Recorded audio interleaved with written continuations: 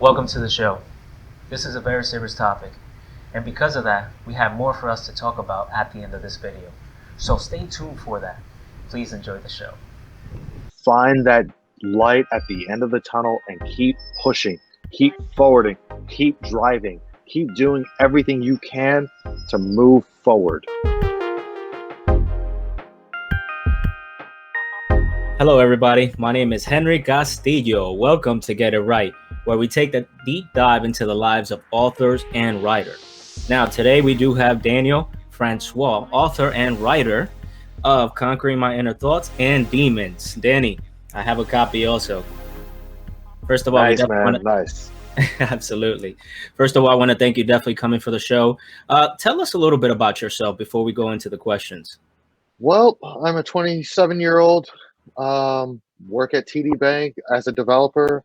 I do writing on the weekends sometimes. It just depends. Whatever inspires me. I do a lot of photography, do some cosplays. It's a lot of fun. I try to make the most out of my life and live it to the fullest. Absolutely. So I just want to make sure you're aware. So after you're done from your full-time job, you go writing on the side. Is that correct? Sometimes, yes. It just depends because whatever inspires me and whatever's the first thing that comes to my head, I have to jot it down and write it down before I forget. And that's what I definitely try to do. Absolutely. Inspiration is what helps people, to move forward. So my Exactly. next question to you, Danny, is why did you get into writing? Because there's so many industries out there. Why writing? So, Henry, to be honest with you, like I've never been one of those type of people that like seriously written anything, and this was my first project, and it kind of just came to me. Like I was napping one day and I basically had this idea like, wow, I had this flood of emotion of like stuff that I've been conquering in the past, other demons per se. So I was just like, maybe I should write this down before I forget it. And then that's what I did. And after that, it was just like it flowed through like butter. And it was just like I started writing chapters and pages and started drawing the illustrations in the book that you see.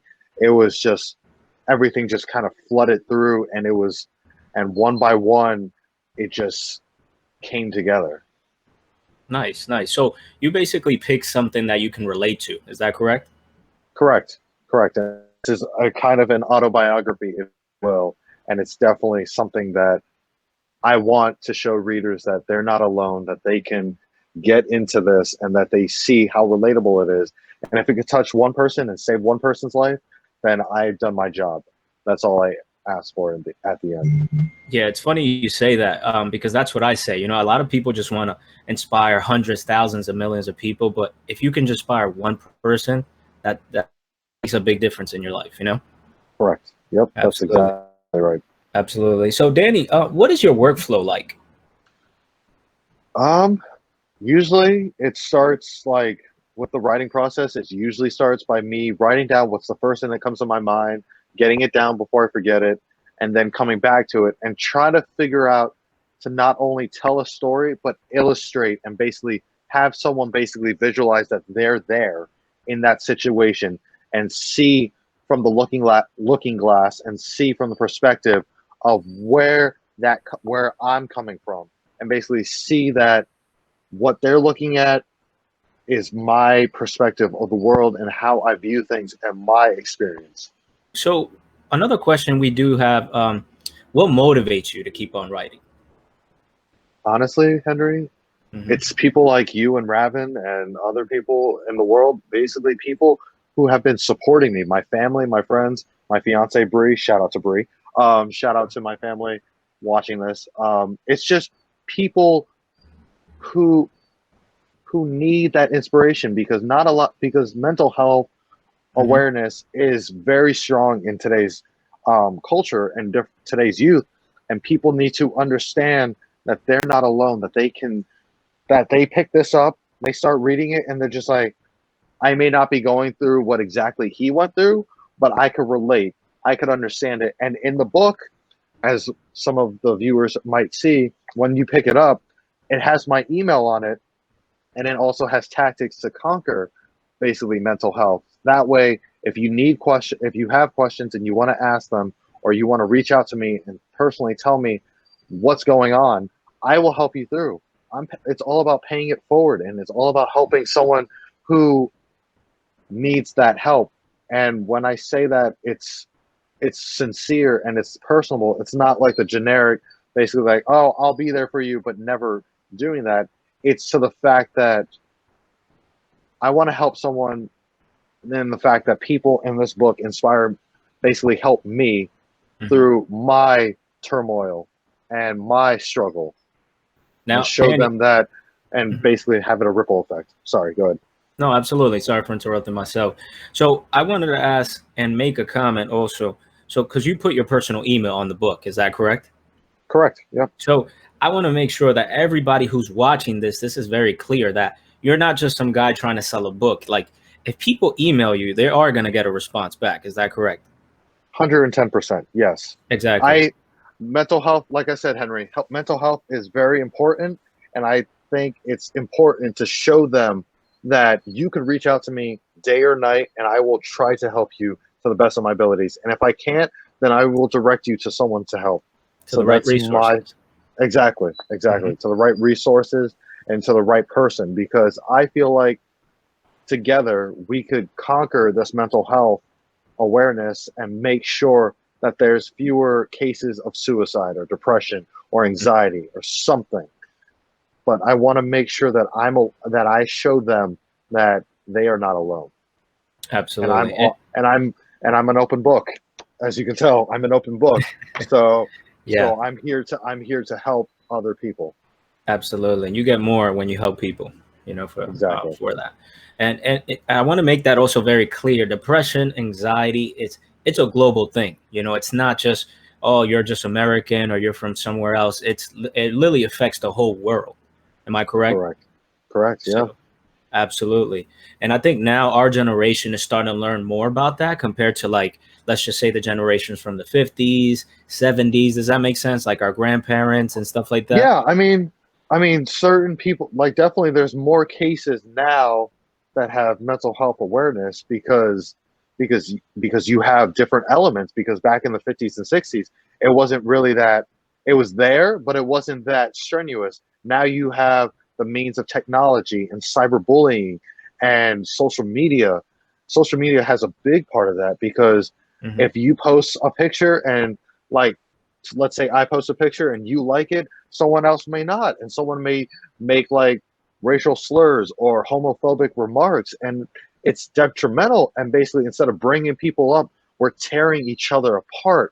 And even in religion and politics and everywhere you go, there's someone trying to tear down the other person. It's sad, and it's frustrating.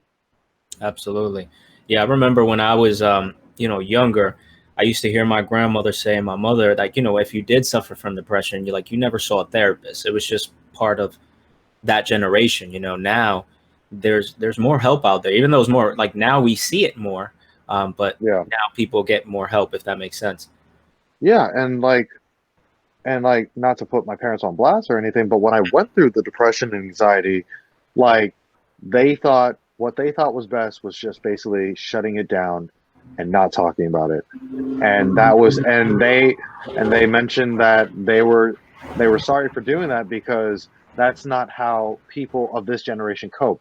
And by me expressing it in the form of writing and drawing and making quotes and having everything tied together, I think that's the best way to do it, and write it down before you get it out of your head, because that way it's releasing from your endorphins, it's releasing from your aura, so that way that weight on your shoulders is no more. Exactly. And I think you said the word there, coping. That is the Yes. biggest word when it comes to depression. How do you cope with that? Right. Yeah. So that either Yeah. depending on how you cope is either going to make it worse or it's going to help. Am I Yeah. correct? And you got to make sure you basically center yourself around positive people to help it make it better, because you can't be in that state of depression by yourself. You need someone to help you, because if one thing I learned from writing this book, it's just that the biggest support system that I had, like my family and my friends that convinced me to write this book, like, it's all about who you know, and it's all about the circle that you build. because it doesn't matter what you go through at the end of the day. If you have a circle to bring you out of that fire, then Mhm. they're the ones keeping.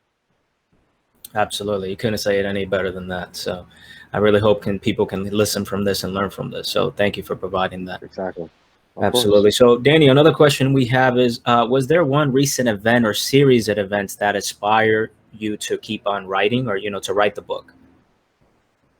Honestly, Henry, it's just the more I was writing down how I was feeling, whether it was in high school, college, after college, when I moved up to Jersey, it there wasn't a set moment that inspired me, but it was like kind of like a ripple effect of basically showing people what I've written about that past, and they were just like, we need to see more, we need to hear more. Like, okay, you put in perspective of what you were feeling, now set the scene, now take it one step further and keep going and keep having that raw feel of basically tears coming down your eyes when you're seeing me struggle through high school, to those moments of clarity where you're just like, I'm looking through the opposite perspective, I'm seeing what he's seeing, I'm feeling what he's feeling, I'm I'm kind of like having that wave of emotion that he was. So putting yourself in my shoes and understanding that this is him conquering his thoughts and demons.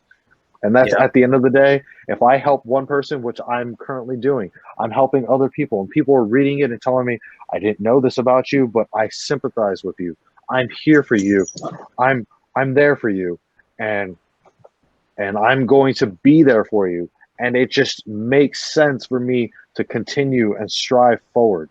I would say too, or, I used to hear my family saying the mind is the most powerful thing we have. And, Yeah, if you're not strong mentally, uh, the mind can take you into dark places. of course. It's like you're your own worst critic, and it's terrible that we all have this mindset, but we all try to strive to be the better version of ourselves. But sometimes when we try to get to that point, it's hard because we keep thinking of what happened in our past. What Why am I such a terrible person for that one significant trigger? And it's sad. Yeah, absolutely. Yeah, there's definitely a lot of, I think past actions does affect present and future um, actions, if that makes sense. Yeah, yeah, Yeah. definitely. Danny, now, is there like a favorite book that you have in your life that you've read besides yours? Well, there's this book that I've been reading on and off. I mean, I always come back to it because it's kind of like my Bible. It's called The Motivation Manifesto. And my cousin actually got me into it. And it was basically just to show you, like, you will conquer this. You will overcome this path of hardship. You will overcome.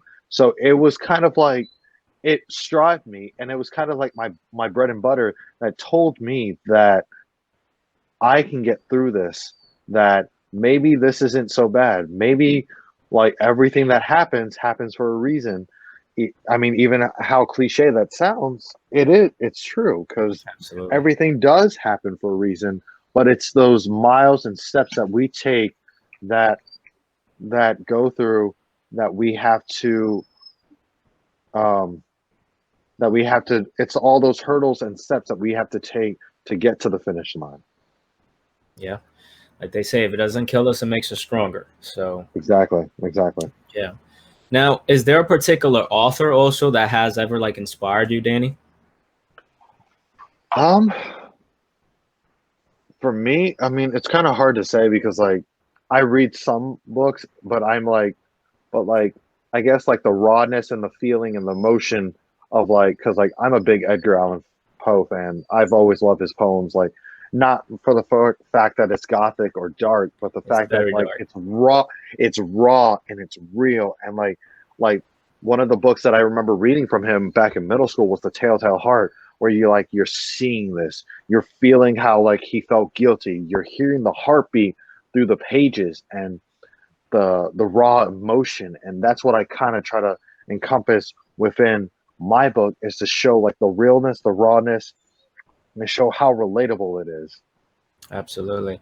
Yeah, to be honest, I'm actually a fan of Edgar Allan Poe too. Is there like a particular story you like from his the most, or you just like them all? Oh man, I like them all. I have on my bookshelf right now. I'm staring at it. I have Really? like the complete works and poems of Edgar Allan Poe. It's like it's beautiful. Like the cover, the pages. Like I love a smell of a good book. Like don't get me wrong, I'm kind of weird for saying that Yeah. on air, but I mean it's just like it's so rich and so feeling, and that's why I try to recommend to my friends to get the hard copy because I don't want you to just listen to it. I don't want you to just like read the audiobook. I want you to feel like your fingernails through the pages and like feel like the feelings and the emotion. Like I can't say that enough because like I know I'm repeating myself like I'm No, you're beating fine. myself up like a dead horse, but it's just like I need to show them that this is real. This is not fake. This is not something that I elaborate, like I exaggerated on. This is real life experience and real life emotion. And I Yeah. want to have that conversation with people and let them know that this is what it is. No, I'm happy about this, Danny, because this is like we were saying before. This affects the whole world, and it's something that should not be joked around with. Yeah. It's a butterfly effect. If you could help one person, that person helps another person, and this person helps another person, and it keeps going. And it's a chain of, it's a circle of life, if you will. And a Absolutely. circle, and it's like a giving tree where like we each give someone that outlet. So if I could tell you my story, you could tell your story to someone else. That person tells it to others, and pretty soon the whole world is listening to your story and trying to help you go through that turmoil and that grief process. Like you're healing a little bit easier, a little bit quicker. Now, Danny, because I did read your book, I just want to show it again. All right. Of course, I Conquering appreciate My it. Inner Thoughts and Demons. Great book. I do have a question regards that. So, what kept you going during your middle school experiences? Ah, faith, God, honestly. There was a time where I was struggling a lot. Um, it was tough. It was definitely tough, but God and faith got me, and my family got me, and the strong family support system got me through it because it showed me that when everything is hard in your life, just give it up to Him. That's all you do. And in high school, when I went through my depression and anxiety, I went to a church camp at that summer after, and I fell to my knees on to the cross, and I heard God say, "I forgive you, I'm here for you, and I love you." And it brought tears to my eyes, and it was that fresh start that I needed. But it's one of those things like I said before, Henry, it's like you think about all the good that you've done, but then you have those moments where you think back on those bad moments, and that's what happened to me in college. And it's just like even though like I kind of straggled along the way, I kept going, I kept moving, I kept circulating back to the surface because I felt like this is where I need to be, and this is like I'm here for a reason. Let me live it to the fullest. Yeah, I can see definitely how during those stages in your life affected you. Your voice changed a little bit there. So, was this through middle Yeah. school, high school, and college, or was it It was mainly through high school and college and after okay? college. And after college? Yeah, Yeah, but I could because like definitely. yeah, go ahead. No, no, I was just gonna say, I'm happy you're in a. It sounds like you're in a better place. You had the right support. I definitely want to shout out. You said your wife, right? She was definitely very Yeah, helpful to this. yep, of Okay, so course, yep. good, good, She good for was. that. How long have you guys been together for? Oh God, we we've been together for like about 8.5, 9 years. She might tell you differently, Wow. because the only reason why she might tell you differently is because she's the one that's better with the numbers than I am. So, Hey, but if you, it's been 8.5, 9 years, and it's been glorious, and we're getting married this June, which I am marrying my best friend, and I can't thank that enough because through all the trial and tribulation, she's been my rock. She's been there for me, and I love her dearly. And I want to nice. give a shout out to her for everything that she's done. And that's good. I like to see, especially our generation. You don't really hear much of our generations. They've been with somebody 8 years, 8 or 9, 10 years. So definitely a Yeah. big congratulations to that. So Yeah, definitely. yeah, now Danny, going a little bit into the story here. I heard about your friend Charlie, right? So Yeah. tell us a little bit more about your friend Charlie and what he meant to you. So back in college, I want to say this was back in 2013, 2014. One of my good friends one of my good friends was starting to date someone, and we've been friends for a while. We've been in the same fraternity, and she wanted to introduce me to her new boyfriend at the time. And I was just like, why do you want to introduce me? Like, whatever you do is you. And I met him, and I'm just like, okay, I'll give this guy a shot. The minute we start sitting down talking, we started talking about like Star Wars. We talking about like Android versus iPhone. We started talking about the whole like Quentin Tarantino movies that we both love. Pulp Fiction, which is both of our favorites. We talked about everything. We talked about like what we like before Disney remakes were a thing. We were talking about like what we wanted to see in like the Little Mermaid remake, where we wanted to have Terry Crews be King Triton and like stuff like and stupid stuff like that. And then we were talking about music and talking about like I showed him my raps when I used to do in high school, and he was just like how he was talking about like we could make these better, like and showing me like the right path of doing this, and like everything out of this man's mouth was wholesome, and everything that I strive to be was because of him. And he inspired me, and like he was the one that got me thinking like, wow, like there are actually good people out in the world, and basically show me that like maybe this is not where I need to be. This like if I need to go do something, maybe I should go get it. Maybe if you want to get that girl, go get her. If you want to play in that band, pick up the instruments and play. He always lived that way, and that's what I strive to be. And even to this day, um, he inspired me to do so. And and it's just and it's been an amazing experience getting to know him and meeting him. And I think and like I said before, things happen for a reason, and I'm glad that I met him when I did. Yeah, and I want to make this clear, Danny. Uh, he's not in your life, Charlie, anymore. Is that correct? Correct. He passed away about 6 years ago, 6 to 7 years ago, if I'm not mistaken. I'm It's so it's been it's been tough. yeah, I'm so sorry about your loss. Is there something that happened to him in particular?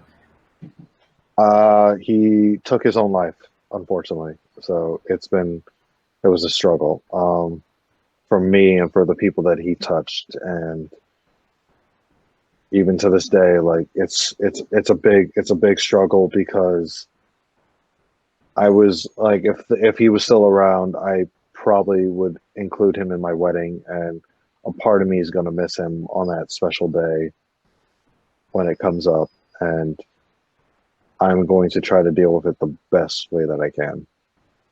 Absolutely. Do you think he was suffering from depression or anything? Did you know any of the signs that were happening with him? I wish I did. I didn't know any of the signs when it happened, even when I mentioned in the book, like hearing what he said and like going and basically having the last conversations that we had. I I didn't pick up on it, and I should have. And I wish could have kept him a little bit longer. Maybe he would have still been around. But then again, I don't know. Like what he wanted to do, he wanted to do, and there was no one changing that. I mean, I wish we could have changed it, but I think he made me a better person because of it, though. And I think that's one of the things that, because like I was saying before, everybody has suffered from depression. If they say they haven't, that I don't believe them. Um, Right? Exactly. exactly. And I want to give this message out to everybody, and you probably agree with this too, that it's not good to stay quiet all the time. Speak No. about it. Speak about it with not just anybody, because obviously some people, and it's sad to say, some people sometimes want to see others down. So speak to the right people so you can get that help. Does that make sense? Right. Exactly. Yeah. Of course. Like write it down, sketch it, draw it, write it down, or do. Sorry, I said write it down twice. Oh, But you're it's fine. just like express how you're feeling. And then after that, if you want to burn it, because then that part of you is no longer affected. Do something that can help make put you on the path of positivity instead of walling into the darkness of negativity, is what I tell people, because it's better to write it down, and if you have to burn it afterwards so that it leaves your body completely, then do that. Do whatever you can to get yourself out of that mindset. Absolutely. Thank you for that, Danny. Now, Danny, in your book, and again, I just want to show it because it's really a phenomenal book. Thank you. So, absolutely. There's a line on chapter 6. It says, "We float together between the realms of the dream state and reality, trying to hold on to what's real and what our mind creates to keep us happy." Could you expand on what you mean by that? So, Henry, I guess the best way that you could describe it is every time when we're trying to go through something, we're always thinking about the worst case scenario. We're always thinking about the best case scenario. We're always thinking about it's kind of like you're flipping a coin. This could go good or this can go bad. But a lot of the times we always dream, or we're dreaming of things of what could have been. Wish I shoulda, coulda kind of thing. And when you're sitting down and you're taking that dose and you're sleeping and you're just like, okay, I'm in that mindset. I'm in that mindset where like I am completely zoned out. Anything could happen. I could make myself into like the richest man in the world, or I could basically tear myself apart to the part where like I'm dreaming of my ultimate demise. But you have to figure out, you have to go through the realms of reality, if you will, and find that light at the end of the tunnel and keep pushing, keep forwarding, keep driving, keep doing everything you can to move forward. Because at the end of the day, that is your motivation to keep going. Not what I did, not what I wrote. Yes, it may help, but at the end of the day, you got to take that first step and you got to keep going, keep moving forward. Absolutely. Thank you for that motivation for everybody. Of course. So, my next question to you is, Danny, is do you have any advice for people who are going through similar experiences that you were going through? I mean, Henry, I think you said it perfectly yourself. Don't stay quiet. Just talk about it. Talk about it with your close friends. If you have any, talk to your family. I mean, if you pick up my book and if you don't feel like talking to anyone that will understand, my email's in the book. Email me. I'll listen to you. I'll be that person that you need to talk to because I think it's better. I think it's easier if we pay it forward. And I honestly think the world would be easier if there were more compassionate people out there. So do what you need to do to try to get it through, and just definitely talk to someone. Talk to someone who can help you, either a friend, a family member, a family friend, someone that you trust, but talk it out, because talking it out is the best medicine, because like I'm doing right now, it's definitely helping. Absolutely. Now, because I know you were saying about talking it out, did you ever take therapy or any of that, or it was just I have, you just had? I Oh, have, you yeah, did take therapy. yeah. How long? How long It, was your? How long did you take therapy for? And was it helpful I too? it was helpful. I mean, I took it for a couple months. I need to get back into it because I think it does more good than bad. I think it definitely will help, but it just, you put in what you get out. If you're going to talk about it and you want to talk about your feelings with a therapist, then go ahead. Maybe therapy is not best for you. Exercise. Maybe exercise isn't best for you. Draw it out. Doodle. Take some multivitamins. Take something like. But I mean, take that first step. At least talk to someone about it. See what the best options are. When I wrote down in the back of the book, when I wrote down like suggestions of how to help with things, I consulted one of my dear friends of mine who's in the therapy work, or in the guiding stages, where they told me like, okay, maybe not everyone's going to have a chance to go to a therapist because therapy is expensive. Maybe they need to go exercise. Maybe they gave me alternatives, and it definitely helps. because I think it's the best thing that they can do. And I think it's the right thing to do because they need to be heard. There's too many times where I walk by people and people are not dealing with depression or anxiety the right way. They need to be heard. And like we were saying too, that so many people end up, and it's so sad to say, losing their lives because of depression, because they think that is the solution, and in reality, it's only, it's only a temporary thing. Yeah. It's not a long term effect. Meaning, like, it's only going to make it worse, obviously, with the situation. Yeah. I mean, they think it's the best case scenario. It's the best option because they think because this is their only option because they're not getting heard. They're not getting the people are not hearing the cries, but not behind the keyboard. They're not, and it's sad, but it's at the end of the day, it's what they're feeling, and like I don't condone suicide. I don't like. I think suicide should be the furthest option, but people feel like if they're not getting heard, this is the only way that they're going to get heard. Do you feel you have grown as a person writing this book?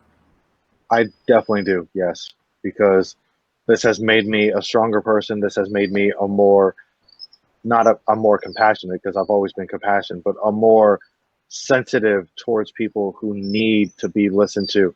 And this definitely makes me feel like I can relate to others and others can relate to me. Alrighty, Danny. So our next question is there a particular movie or like video games or TV series that you think has amazing writing? I would say Spider-Man Miles Morales. It's one of the new games that came out this year, end of last year, early this year. But I love it because like the story, the togetherness, the meaning of family, the unity of basically striving up and trying to defend your city against like enemies is kind of a lot to do and has a lot to relate to what my message in the book is that we need to come together as a unit and try to destroy these enemies that are our thoughts, our demons, our skeletons in the closet, if you will, stuff that keeps us down. The devil, if you will, if you're a religious person, the devil, keeping the bad guys from knocking and basically keep being that superhero that you are towards your family, basically being the better person that you can and being great, being yourself, showing yourself that you can do this, that you can overcome this. And if you can overcome that first leap of faith and jumping off the rooftop and swinging a web, then you can overcome your thoughts, your demons, and all the negativity. Danny, what does writing mean to you? I just want to confirm that. Writing means to show people where you've been, where you're going, and where you will end up. Nice, That's nice. that's all I'm gonna say. Yeah, well, that's some pretty powerful words. Thank you, Danny. All Yeah. right, definitely get his book, Conquering My Inner Thoughts and Demons. Danny, can you tell people where they can locate your book? You can locate it on Amazon, or you could feel free to hit me up. If we're friends on Facebook, you can find me on Facebook. If not, I'm pretty sure Raven will upload the link at the bottom in the description, but pick yourself up a copy. I strongly um, suggest it. And maybe if you want, you could even send it my way. We could contact after this. Um, I'll provide my email as well. And then after that, if you want, you could email me and you can send me your book and I can sign it for you. Just let me know. Well, I definitely want to thank you again, Danny. Hopefully, we can have you again, and hopefully, we can hear success stories that you have helped people, which I'm 100% sure you will. All right. So we hopefully Sure. again we can have you again back, and keep watching. Welcome to Get It Right, and go message Danny if you need any help, anything. He is there for you. Thank you again, Danny. Have a wonderful year with this book. Okay. Thank you so much. I appreciate it, Henry. Thanks for having me. Thank you. Thank you for staying into the end. I want to let you know how important it is to seek help when you are feeling a certain level of depression, anxiety, or any other types of illness. It's very important. Holding your feelings in, it's not the answer. So, Daniel Francois wrote this book, Conquering My Inner Thoughts and Demons, because he wants to help you through this. And what you can also do, if you don't have anybody to speak to, you can actually email him. And he will try to do his best to help you or seek the right help for you. Alrighty? So thank you again for watching.